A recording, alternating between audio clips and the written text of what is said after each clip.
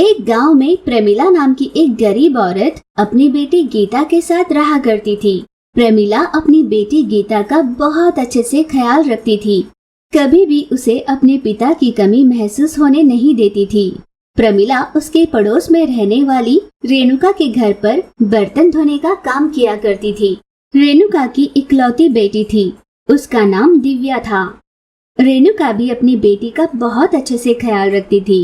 एक दिन दिव्या ने अपने माँ के पास आकर उससे कहा, माँ, अभी बरसात का मौसम आने वाला है ना, और मेरे पास जो मिनी इलेक्ट्रिक बाइक है जिस पर मैं स्कूल जाती हूँ, समझो अगर अचानक से बरसात हो गई तो मैं भीग जाऊंगी ना, तो मैं भीगने से बचूं, इसलिए अब मुझे इलेक्ट्रिक मिनी कार लाकर दे दो ना माँ।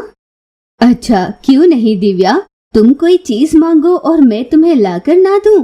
वैसे बरसात के मौसम में अभी थोड़ा समय है, उससे पहले ही मैं तुम्हारे लिए मिनी इलेक्ट्रिक कार लाकर दूंगी। यूं माँ ने अपनी बेटी को विश्वास दिलाया। जब माँ बेटी यूं बात कर रहे थे, तब पोंछा लगा रही प्रमिला ने उनकी बात सुन ली। काश कि मैं भी अपनी बेटी को ऐसी मिनी कार दिला पाती, तो वो भी बिना भीगे स्कूल जा सकती। जब से उसका जन्म हुआ है, 2 जोड़े कपड़े के अलावा मैंने उसके लिए कुछ नहीं खरीदा। गीता को ये कार दिलाकर मैं उसे बहुत खुश कर दूंगी। वैसे ये मिनी कार कितने रुपए में मिलती होगी? ज्यादा से ज्यादा 200 या 300 में मिल जाती होगी। चलकर मालकिन से उसका दाम पूछ लेती हूँ। ये जानने के लिए प्रमिला रेणुका के पास गई। रेणुका ने पूछा, क्या हुआ प्रमिला, क्या तुम्हें पैसों की जरूरत है? हाँ मेम साहब, दरअसल आप अपनी बेटी के लिए जो मिनी कार खरीद रही है ना, मैं भी सोच रही हूँ मैं अपनी बेटी के लिए खरीदूं। आप अगर मुझे उतने रुपए दे देंगे तो मैं अपनी बेटी के लिए कार खरीद लूंगी। 2 या 300 रुपए में कार मिल जाएगी? मिनी कार में कम से कम 20 से 25 हजार लग जाएंगे। मुझे गलत मत समझना, लेकिन तुम्हारे 10 महीने की कमाई जाएगी उसमें। वो भी तुम बिना खाए पिए पैसे बचा कर रखोगी, तब जाकर तुम खरीद पाओगी। इसीलिए ऐसे सारे ख्याल अपने दिमाग से निकाल लो। यूं ही कुछ दिन बीते। एक दिन गीता ने अपनी माँ प्रमिला से कहा, माँ, बरसात का मौसम आ गया है ना, ऐसे में जब मैं स्कूल जाऊंगी तो लौटते समय बरसात तो होगी ही और मेरी सारी किताबें भीग जाएंगी। माँ, मैं सोच रही थी अपने पास जो चावल का थैला आता है ना, क्या तुम उससे मेरे लिए एक बैग बनाकर दे सकती हो? भले ही मैं भीग जाऊं, कोई परवाह नहीं। बेटा, मैंने जरूर कोई पुण्य किए होंगे जो तुम मेरी बेटी बनकर आई। घर के हालात को तुम अच्छे से जानकर मुझसे किस चीज की जिद करनी चाहिए और किसकी नहीं, ये बहुत अच्छे से समझती हो। पर एक माँ के हैसियत से मैं तुम्हारे लिए कुछ भी नहीं कर पा रही हूँ। तुम्हें हर जगह कटौती कर कर जीना पड़ता है। फिलहाल के लिए तुम्हारी किताबें ना भीगे, इसलिए मैं बैग तो सिल दूंगी। बरसात के मौसम में दिव्या और गीता हमेशा की तरह स्कूल जाने लगे, पर लौटने के समय धुआंधार बारिश शुरू हो जाती। इस बरसात में ना जाने मेरी बेटी का क्या हाल होगा। वो भीग रही होगी या बादल के कड़कने पर डर कर कहीं छुपी होगी। यूं मन ही मन सोचकर तुरंत अपनी बेटी की खोज में निकली। दूसरी ओर रेणुका घर पर सोच रही थी, ये क्या, दिव्या अभी तक घर क्यों नहीं आई? बरसात से बचने के लिए तो मैंने उसे मिनी कार दिलाई थी, फिर भी वो नहीं लौटी।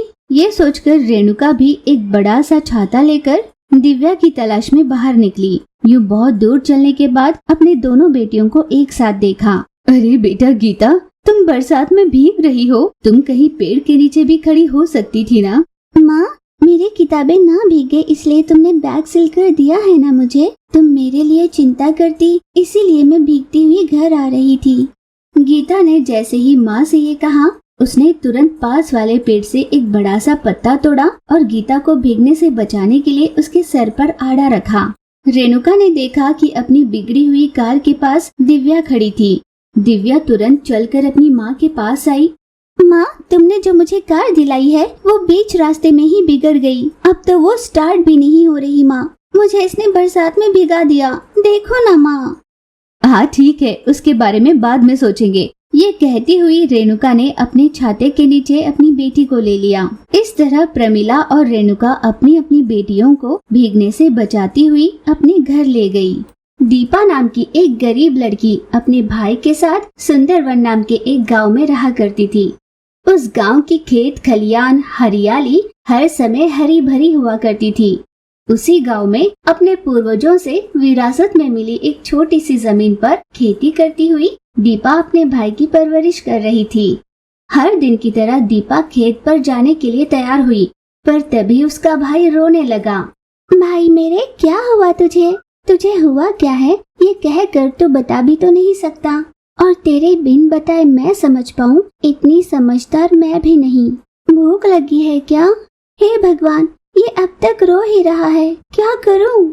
इसे यूं रोता हुआ छोड़कर खेती पर नहीं जा सकती, और बिना खेती पर गए मैं इसके पास बैठ भी तो नहीं सकती।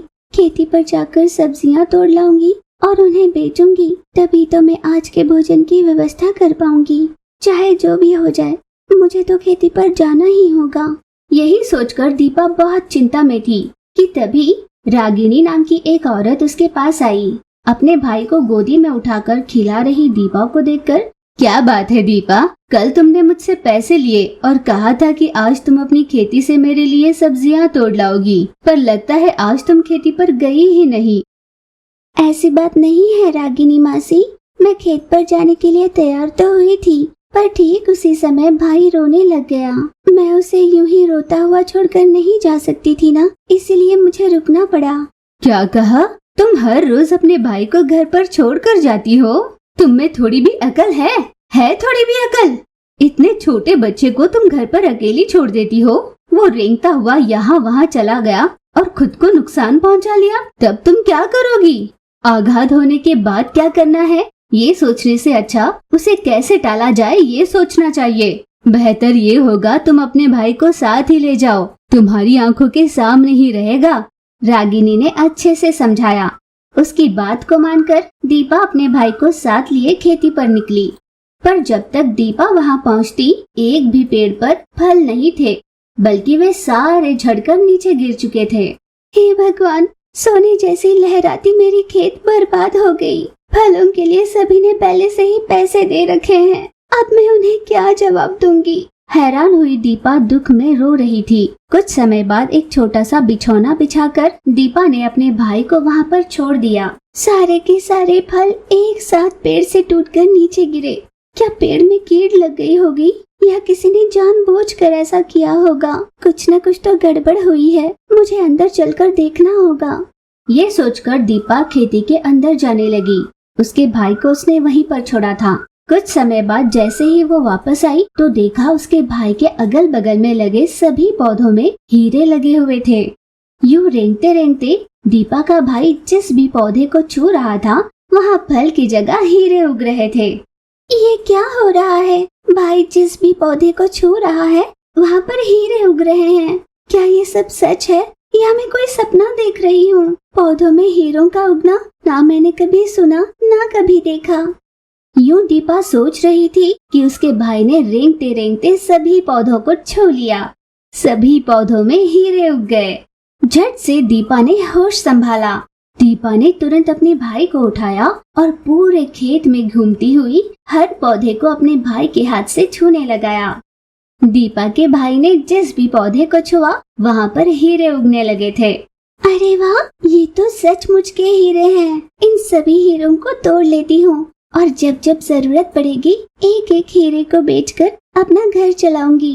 इन हीरों को बेचकर जो पैसे मिलेंगे उससे अपना सुंदर सा घर बनाऊंगी और मैं भी स्कूल जाया करूंगी।